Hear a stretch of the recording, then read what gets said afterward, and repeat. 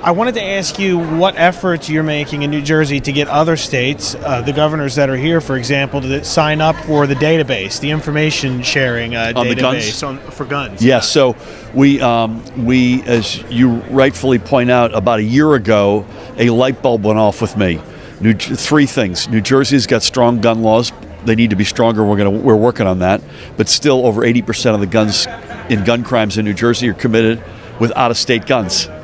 Two, I've had it with Congress and all talk and thoughts and prayers and no action on the Republican side of the aisle. I hope our kids, by the way, the kids in this country may prove me wrong.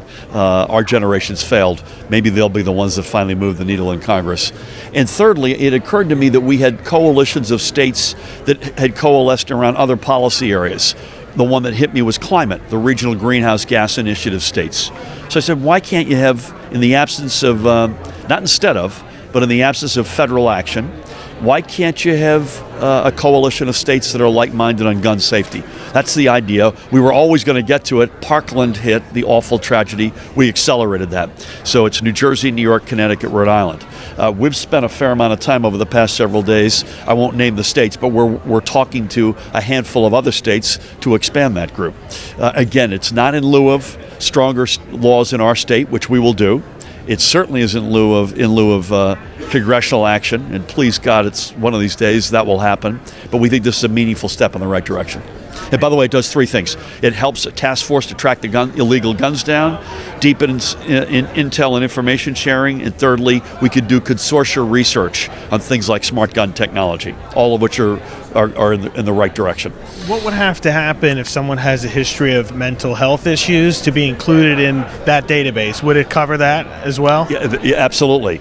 We need to strengthen our own laws inside of New Jersey on that front, and that's one of the pieces of legislature that we're working with the legislators on. But yeah, sharing that kind of information will meaningfully push the needle in the right direction. Do you support the call from President Trump on increasing the amount of teachers who could be armed in the classroom? I do not. The answer to this is not more guns, it's less guns. We work extensively.